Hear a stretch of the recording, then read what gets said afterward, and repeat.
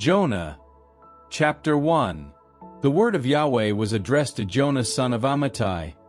Up, he said, go to Nineveh, the great city, and proclaim to them that their wickedness has forced itself upon me. Jonah set about running away from Yahweh, and going to Tarshish. He went down to Jaffa and found a ship bound for Tarshish. He paid his fare and boarded it, to go with them to Tarshish, to get away from Yahweh. But Yahweh threw a hurricane at the sea, and there was such a great storm at sea that the ship threatened to break up. The sailors took fright, and each of them called on his own god, and to lighten the ship they threw the cargo overboard. Jonah, however, had gone below, had lain down in the hold and was fast asleep, when the boatswain went up to him and said, "What do you mean by sleeping? Get up, call on your God. Perhaps he will spare us a thought and not leave us to die." Then they said to each other, "Come on, let us draw lots to find out who is to blame for bringing us this bad luck." So they cast lots, and the lot pointed to Jonah. Then they said to him, "Tell us, what is your business? Where do you come from? What is your country? What is your nationality?" He replied, "I am a Hebrew, and I worship Yahweh, God of heaven, who made both sea and dry land." The sailors were seized with terror at this and said, "Why ever did you do this?" Since they knew that he was trying to escape from Yahweh, because he had told them so. They then said, "What are we to do with you to make the sea calm down for us?" For the sea was growing rougher and rougher. He replied, "Take me and throw me into the sea, and then it will calm down for you. I know it is my fault that this great storm has struck you." The sailors rowed hard in an effort to reach the shore, but in vain, since the sea was growing rougher and rougher. So at last they called on Yahweh and said, "O Yahweh, do not let us perish for the sake of this man's life, and do not hold us responsible for causing an innocent man's death. For you, Yahweh, have acted as you saw fit." And taking hold of Jonah, they threw him into the sea, and the sea stopped raging. At this, the men were seized with dread of Yahweh. They offered a sacrifice to Yahweh and made vows to him.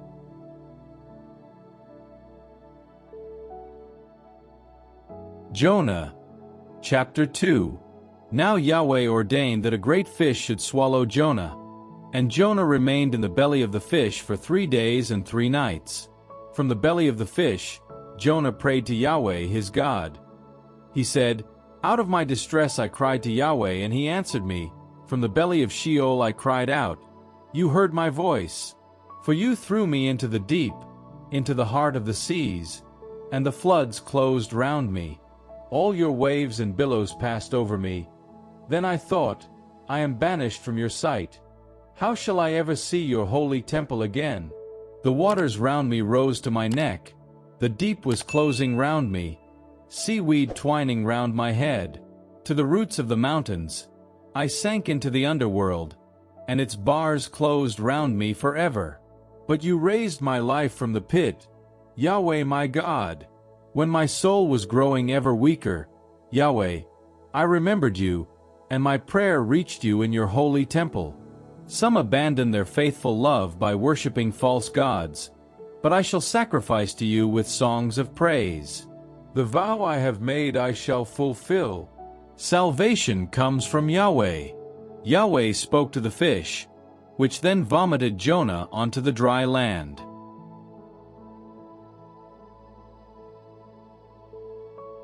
Jonah, chapter 3. The word of Yahweh was addressed to Jonah a second time. Up, he said, go to Nineveh, the great city, and preach to it as I shall tell you. Jonah set out and went to Nineveh in obedience to the word of Yahweh. Now Nineveh was a city great beyond compare. To cross it took 3 days. Jonah began by going a day's journey into the city and then proclaimed, "Only 40 days more and Nineveh will be overthrown." And the people of Nineveh believed in God. They proclaimed a fast and put on sackcloth, from the greatest to the least. When the news reached the king of Nineveh, he rose from his throne, took off his robe, put on sackcloth and sat down in ashes. He then had it proclaimed throughout Nineveh, by decree of the king and his nobles, as follows: No person or animal, herd or flock, may eat anything. They may not graze, they may not drink any water. All must put on sackcloth and call on God with all their might. And let everyone renounce his evil ways and violent behavior. Who knows? Perhaps God will change his mind and relent and renounce his burning wrath, so that we shall not perish. God saw their efforts to renounce their evil ways. And God relented about the disaster which he had threatened to bring on them, and did not bring it.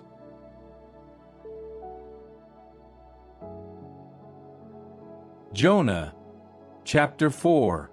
This made Jonah very indignant. He fell into a rage. He prayed to Yahweh and said, "Please, Yahweh, isn't this what I said would happen when I was still in my own country? That was why I first tried to flee to Tarshish, since I knew you were a tender, compassionate God, slow to anger, rich in faithful love, who relents about inflicting disaster. So now, Yahweh, please take my life, for I might as well be dead as go on living." Yahweh replied, "Are you right to be angry?" Jonah then left the city and sat down to the east of the city.